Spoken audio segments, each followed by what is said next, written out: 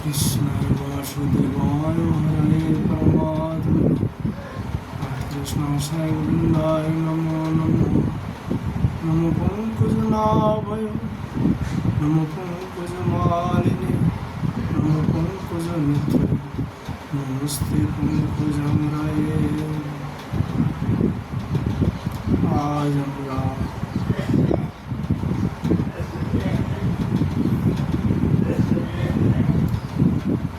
শ্রী নামাষ্টক বিষয়ে আলোচনা করব। শ্রী কৃষ্ণ নামে নমঃ।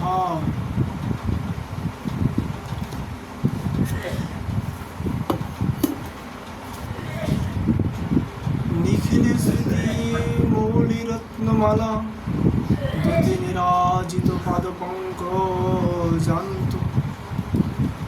ওই মুক্ত কুলরূপস্যমান পরিতস্তাং হরিনাম সংশ্রয়ামি।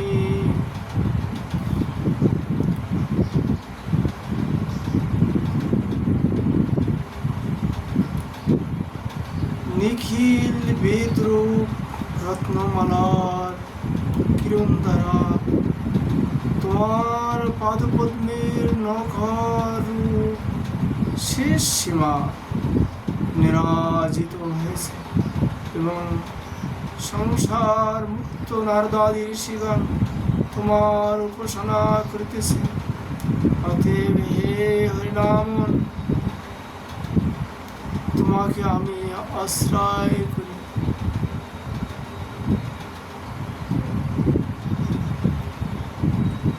ভক্ত নামের নিকট করে জোরে প্রার্থনা করছে।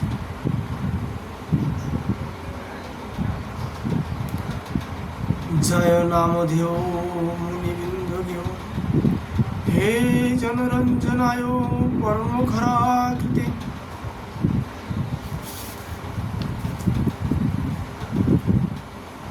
তমো নাদরাদপি মনাকুদীরিতং নিখিল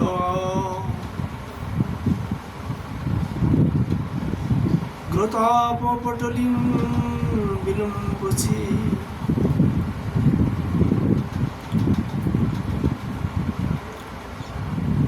তারপরে ভক্ত প্রার্থনা করলে, মুনিগণ তোমাকে সর্বদা উচ্চারণ করে নামে নিকট নিবেদন করতেছে এবং সমূহজনের চিত্তরঞ্জনের নিমিত্ত তুমি কেবল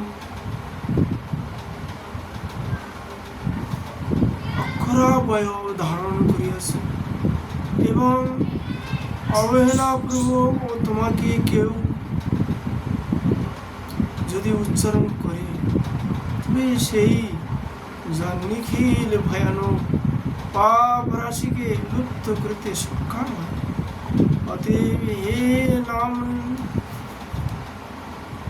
ধ্যেয়, হে নাম,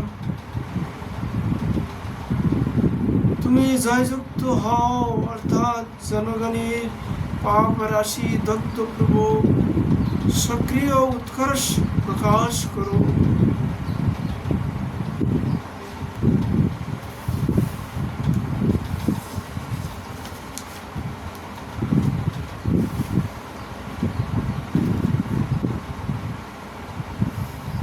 তারপরে ভক্ত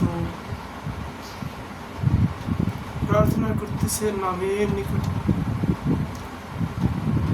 দয়াভাস অপুদ্দান কবিলিত ভবদন্ত বিভব দৃশং তদ্ধনানামপি দিশতি ভক্তি প্রণয়িনীম জনো তস্য দত্তং জগতি ভগবান নামতরণে কৃতিতে নির্বক্তুং ক্বা ইহ মহিমানং প্রভাবতি। হে ভগবান, নাম সূর্য, আপনি যদি কোনো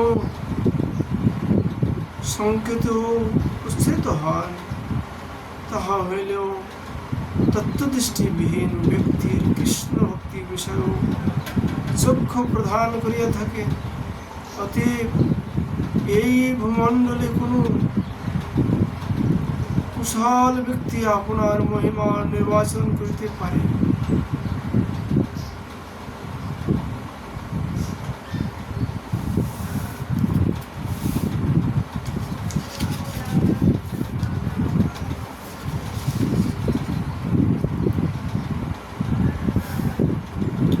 রূপ গোস্বামী পাদ চতুর্থ শ্লোকে বললেন, যদ ব্রহ্ম সাক্ষাৎকৃতি নিষ্ঠায়াপি বিনাশ মায়াতি বিনা ন ভগৈ উপৈতি নাম স্ফুরণেন তত্ত্বে প্রাপ্ত কর্মেতি বিরতি বেদ।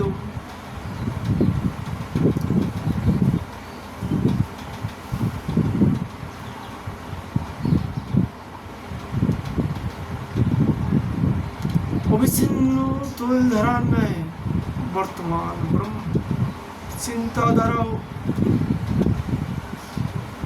ভোগ ব্যতিরেকে যে অপ্রাপ্ত কর্ম অর্থাৎ পাপ পুণ্যের ফলাফল বিনষ্ট হয় না। কিন্তু হে নামন, জিহ্বাগ্রে তোমার স্মরণ মাত্রই সেই কর্ম অপগত হয়, এই কথা বেদ পুনঃ পুনঃ কহিতেছে।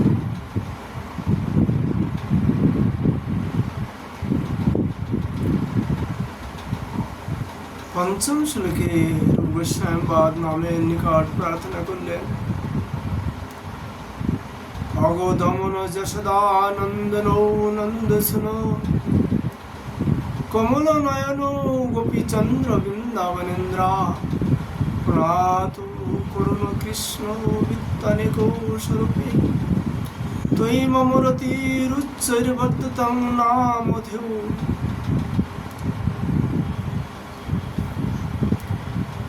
পঞ্চম শ্লোকে বললেন, নামের নিকট প্রার্থনা করলেন, হে অগদমন, হে যশোদানন্দন, হে নন্দসুন, হে কমল নয়ন, হে গোপীচন্দন, হে বৃন্দাবনন্দ, হে প্রণাত করুন, হে কৃষ্ণ ইত্যাদি প্রকারে অনেক স্বরূপ যে তোমার নাম প্রকাশ পেয়েছে।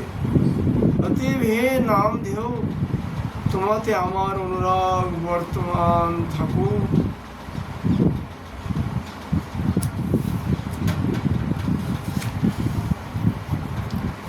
ষষ্ঠম শ্লোকে শ্রী রূপ গোস্বামী পাদ প্রার্থনা করলেন,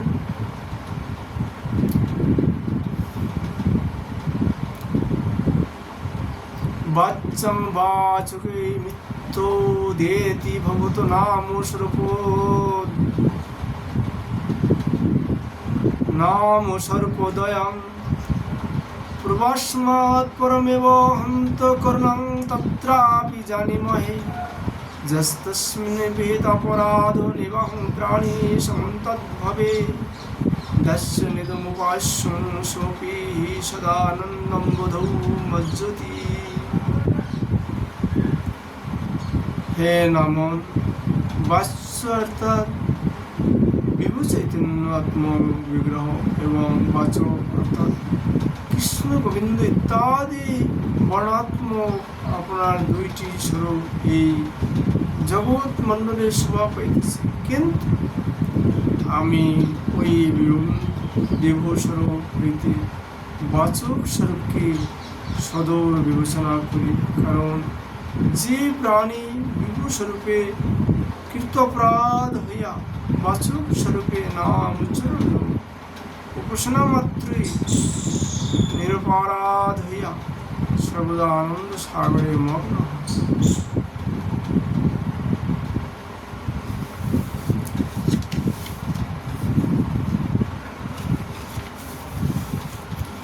সপ্তম শ্লোকে শ্রী রূপ গোস্বামী পাদ নামের নিকট প্রার্থনা করলেন, মুদিতাশ্রিতং জনার্তিরাশৈরম্যচিত ঘন সুখ স্বরূপিণে নাম গোকুল মহোৎসবায় তে কৃষ্ণ পূর্ণ বপুষে নমো নমঃ।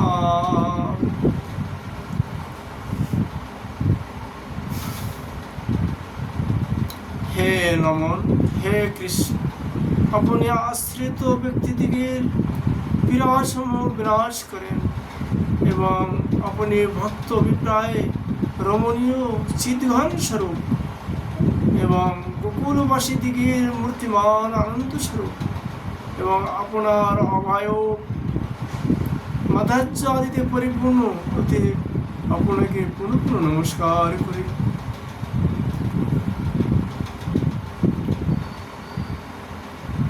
অষ্টম শ্লোকে বললেন, প্রার্থনা করলেন, নারদ বিনোজ্জীবন সুধর্মী নির্ঘাস মাধুরী পুরো তং কৃষ্ণ নাম কামং স্ফুর মে রচনে রচনে সদা। হে কৃষ্ণ বিধিও, আপনি নারদের বিনার উজ্জীবন স্বরূপ এবং আপনার মাধার্য প্রবাহ অমৃত তরঙ্গের সারাংশ স্বরূপ, সুতরাং আমার জিহ্বাতে সর্বদা চেষ্টারূপে স্ফূর্তি লাভ করুন।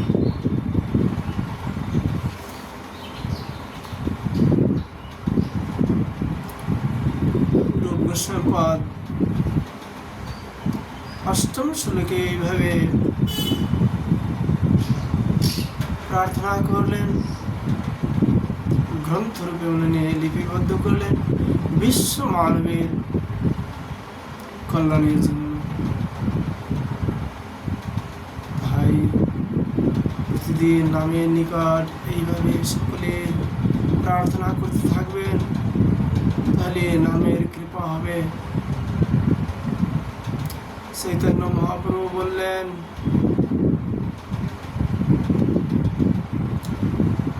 যে নাম সেই কৃষ্ণ ভজ নিষ্ঠা করি, নামের সহিত আসেন আপন শ্রীহরি।